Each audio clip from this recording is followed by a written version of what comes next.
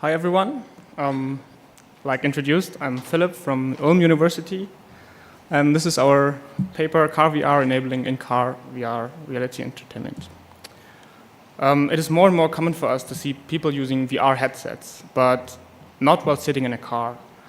Although traveling is something where we often look for other activities to fight boredom, the reason for the absence of VR in cars is a high level of simulator sickness because of mismatching visual and vestibular information. And because you cannot simply put on your VR HMD even if you have no problems with travel or simulator sickness, because there's a drift when the car turns or moves. This is because the sensors cannot distinguish between head movements and vehicle movements. So imagine watching a movie in VR, but every time the car turns, we would magically look away from the screen. So we thought, can we bring VR inside the vehicle? But we also thought, can we do more? Combining VR and real movements can create a whole new experience. So-called VR coasters are one of the most compelling applications for virtual reality. What you can see here is a real ride on a roller coaster, but what the person sees is something completely different. In VR, a lot of change in the environment can take place, for example, flying in an airplane or falling off a roof. So our idea was not only enable VR in vehicles, we wanted to enhance the VR experience by exploiting the forces of the moving car, and this is how it looks.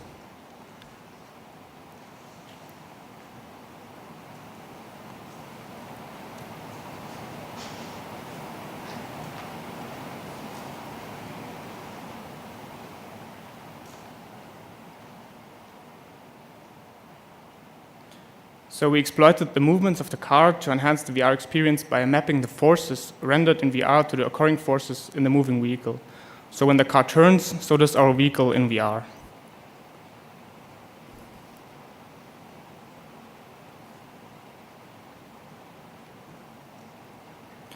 And this means that the drift that occurs is no longer a problem because the drift and the correct gaze point are matched again. We built a functional prototype. We conducted a study that compared simulator sickness and enjoyment between our moving approach and the completely stationary setup. We also provided design considerations for developing VR in moving vehicles. First, I will show some details regarding the implementation. Head movements of a VR HMD are measured by a so-called inertial measurement unit, or short IMU. It can detect its current rotation in jaw, pitch, and roll axis. And placed inside a VR HMD, it detects the head rotation in any direction. But speed cannot be detected by an IMU.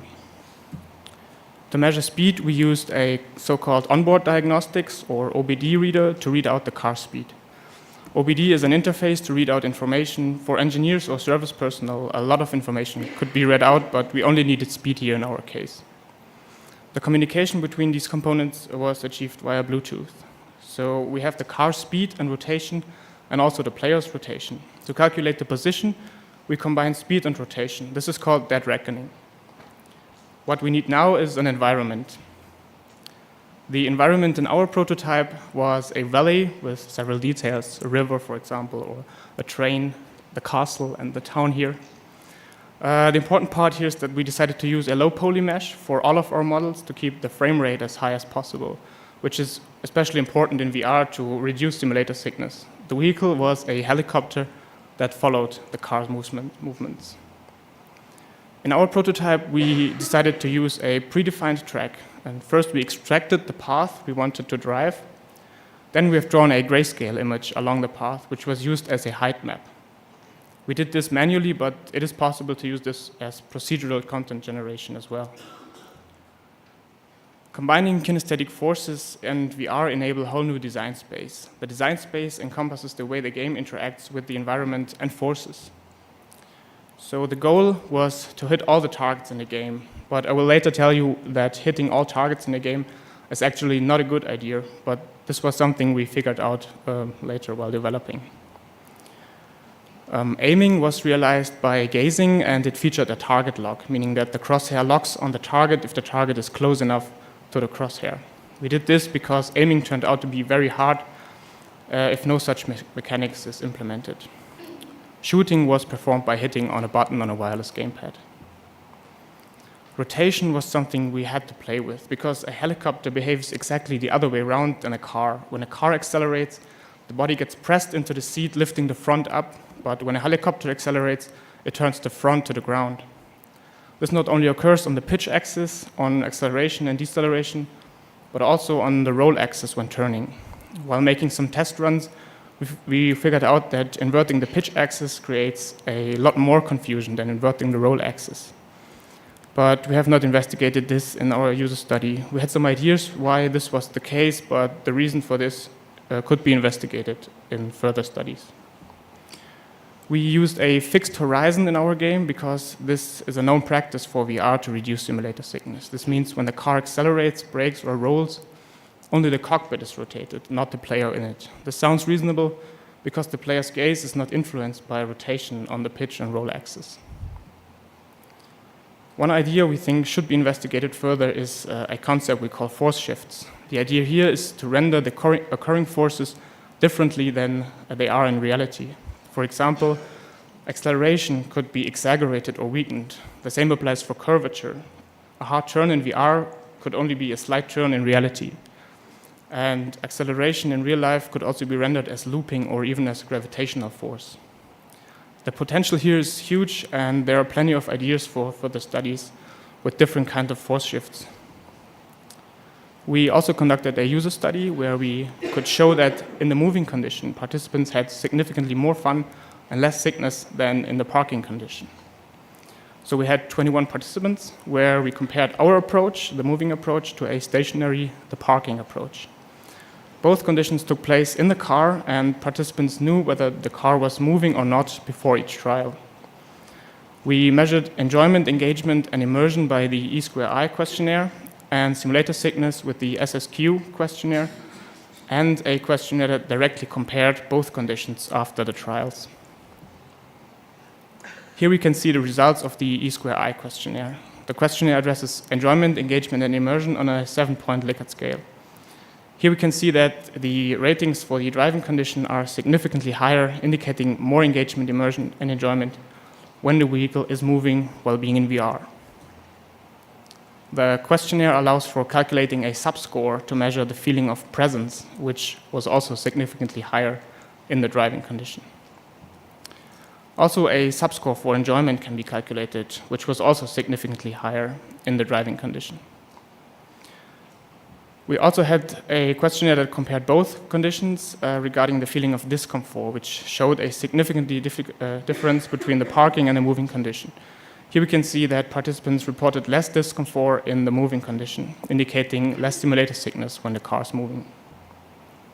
While developing and testing the prototype and while conducting our study, we made several observations that we think practitioners should be aware of, and we want to share these insights with you. When the real road and the scene in VR are mapped, level design is an important topic. We can create a world according to prior navigational information. When you know your position and your destination, like we did using the height map. But what happens when the driver decides to take a different route? Driving on a road can sometimes be unpredictable. A car ahead that suddenly stops, a sudden turn, or even a red light could create a disturbing effect on the storyline in VR. We might ask, why does my helicopter suddenly stops here? And for such incidents, an appropriate action in a game should exist. The worst thing that can happen would be that we fly right through a wall and entering an empty area because the driver decides to take an unplanned shortcut. One might think that a generic world where no wrong turns actually exist might be the perfect solution, like flying in space or above a city. But the problem here is that no cues exist that indicates turns. And especially in VR, it is necessary to prevent sickness, and the predictability of movements is a factor that can limit simulator sickness, leading to our first statement: prevent sickness through predictability. So in short, creating a level that handles all possible situations is not trivial.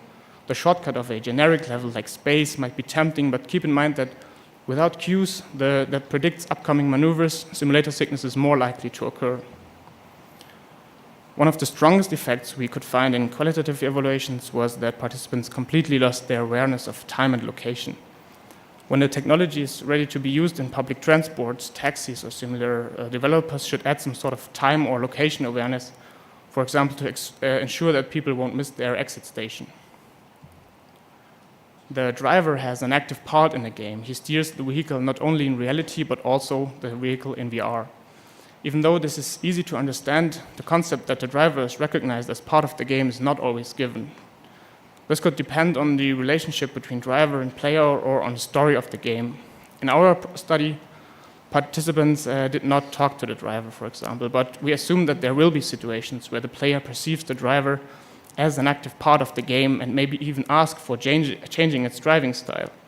And this leads to our next advice: never persuade to risky driving. The game might have the potential to influence the driver indirectly by evoking the wish for different driving styles of the game vehicle and therefore of the actual vehicle.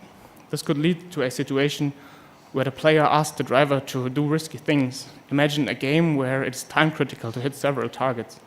In order to be better in the game, the player could ask the driver to speed up, and then it is possible to hit more targets in less time, and such behavior should not be encouraged. On the other hand, imagine a long track where speeding is very common and a lot of accidents occur. By placing a lot of items in the game, the player might ask the driver to slow down in order to hit more targets. And finally, design for incompleteness. A road and public traffic are variables you cannot control in the game. Therefore, your game should adapt such situations.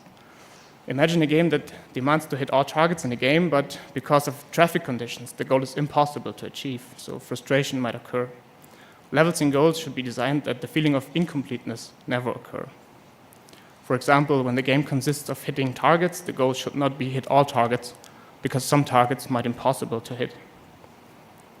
So, to sum it up, our paper describes a functional prototype to enable VR in moving vehicles, which does not try to compensate the car's movements, but to integrate it as part of the experience. We could show that the mapping of kinesthetic forces create more fun and less sickness compared to a stationary VR experience.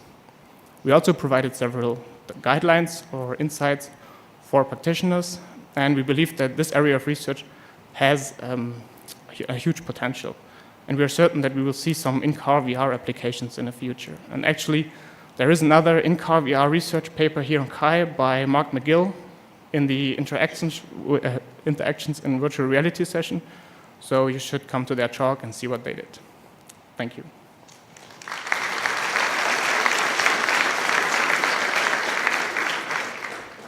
So we have several time for the questions and answers. So if you have any questions, come to microphones and don't be shy.